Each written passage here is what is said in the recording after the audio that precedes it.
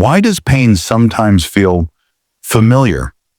Not good, not happy, but weirdly comfortable. Let me start with this. Have you ever stayed in a situation you knew was hurting you? A toxic relationship, a stressful job, or even a bad habit, and still thought, yeah, this hurts, but at least I know this pain. That's not weakness. That's being human. And today we're talking about why pain can start to feel like comfort. Now think about this. If pain was a person, it wouldn't knock on your door. It would just walk in, sit on your couch, grab the remote, and after some time, you'd stop asking it to leave. Because the brain loves one thing more than happiness. And that thing is familiarity. Your brain doesn't actually care if something is good or bad for you. It cares about what it recognizes, what it has seen before, what it knows how to survive. That's why people who grow up with chaos feel bored in peace. That's why calm feels empty sometimes, and drama feels alive. Imagine wearing tight shoes every day. At first, they hurt like crazy. Blisters, pain, regret.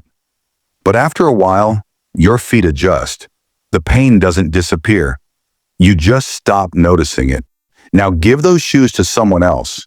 They'll scream after 5 minutes. That's pain you've adapted to. Emotional pain works the same way. If you've been ignored, rejected, or stressed for a long time, your brain learns the pattern. It creates a map. And once there's a map, the brain says, okay, I know this road. I can survive here. But something new, something peaceful, something healthy, that feels unsafe. Not because it is unsafe, but because it's unknown. Here's the funny part.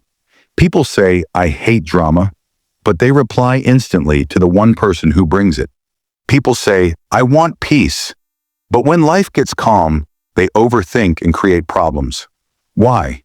Because pain gives structure. Pain gives routine. Pain gives identity. I'm the one who always struggles. I'm the strong one who handles pain. I'm used to this. Pain becomes predictable. Comfort becomes confusing. It's like that old cracked chair at home. It hurts your back. Everyone tells you to throw it away. But you say, no, it's fine. I like it. Why? Because it's your chair. Now let's add a little humor. Ever notice how some people will complain about their job every single day? But the moment they get a holiday, they don't know what to do. They wake up, look at the wall, scroll their phone, and think, why do I feel weird? Congratulations, your brain misses its daily dose of stress. Pain releases chemicals too, stress hormones, adrenaline, even dopamine sometimes. So yes, pain can literally become addictive. Not because you enjoy suffering, but because your body is used to the emotional noise. Silence feels loud. Peace feels boring. Stability feels suspicious. And here's the most important part. Pain feels like comfort, not because it's safe, but because it's familiar.